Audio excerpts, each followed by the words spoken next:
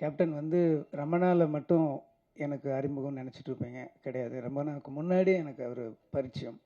ரசிகனா தேட்டரில் இருந்தது வேறு. அது உங்களை மாதிரி நானும் அவரை ரசிச்சிருக்கேன். கேப்டன் பிரபாகரன்லாம் 50-60 தடவை பார்த்துருப்பேன். டெய்லி நைட் ஷோ முடிஞ்சதுன்னா போய் உக்காந்துருவேன் அந்த தேட்டரில். திருப்பி திருப்பி பார்த்துட்டு இருப்பேன். நான் மட்டும் கிடையாது, அது மொத்த ஆடிட்டோரியமே ரிப்பீட். எல்லா டைலாகும் வர்றதுக்கு முன்னாடியே கிளாப் பண்ணிக்கிட்டே இருப்பாங்க. அந்த மாதிரி பார்த்துட்டு இருந்தேன்.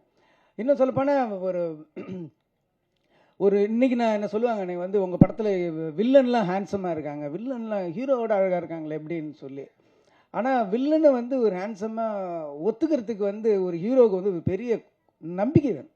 நீங்கள் அதை யோசிச்சு பார்த்தீங்கன்னா அதெல்லாம் அந்த ட்ரெண்டில் ஆரம்பித்தவர் கேப்டன் அவர்கள் தான். கேப்டன் அவரோட வில்லன்கள்லாம் பார்த்தீங்கன்னா பயங்கர அழகாக இருப்பாங்க. அதுக்கு முன்னாடிலாம் அப்படி இருக்கவே மாட்டாங்க. அந்த ட்ரெண்ட் ஆரம்பித்தது கேப்டன் அவர்கள் தான்.